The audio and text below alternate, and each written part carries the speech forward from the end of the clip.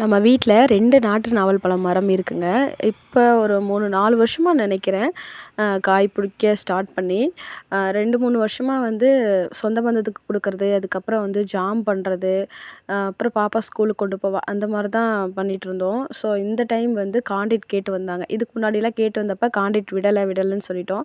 இந்த டைம் வந்து நான் ஜாம் எதுவும் பண்ண முடியாத சூழ்நிலை. ஹாஸ்பிட்டல் வேற போணும். எப்போ வீட்டுக்கு வருவோம்னு தெரியாதுன்னு சொல்லிட்டு, சரி வேஸ்ட்டா தானே போகும் அப்படின்னு சொல்லிட்டு கான்ட்ராக்ட் விட சொல்லிட்டேன்.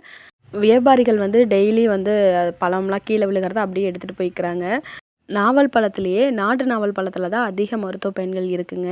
இந்த நாவல் பழத்தோட விதை இருக்கு இல்லைங்க, அதவே வந்து பொடி பண்ணி நெறைய மெடிக்கல் ஷாப்லயா இருக்கட்டும், நாட்டு மருந்து கடையிலயா இருக்கட்டும் சேல்ஸ் பண்றாங்க. சுடுதண்ணில மிக்ஸ் பண்ணி சாப்பிட்டோம் அப்படின்னா, சுகரோட லெவல் வந்து ஒரு கண்ட்ரோல்ல இருக்கும், கம்மியாகும் அப்படின்னு சொல்லிட்டு, அந்த அளவுக்கு வந்து எஃபெக்ட் ஆனது தான் இந்த நாட்டு நாவல் பழம். நெறைய பேர் மைண்ட் செட் எப்படி இருக்குன்னா, பழங்கள் அப்படின்னாவே இனிப்பா இருக்கணும், பார்க்கறக்கு வந்து பளபளன்னு இருக்கணும், கண்ணுக்கு வந்து அப்படியே கண் கவர்ற மாதிரி இருக்கணும் அப்படின்னு நெனச்சுக்கிறீங்க. அப்படி இல்ல. எல்லா பழங்களும் அந்த மாதிரி இருக்காது.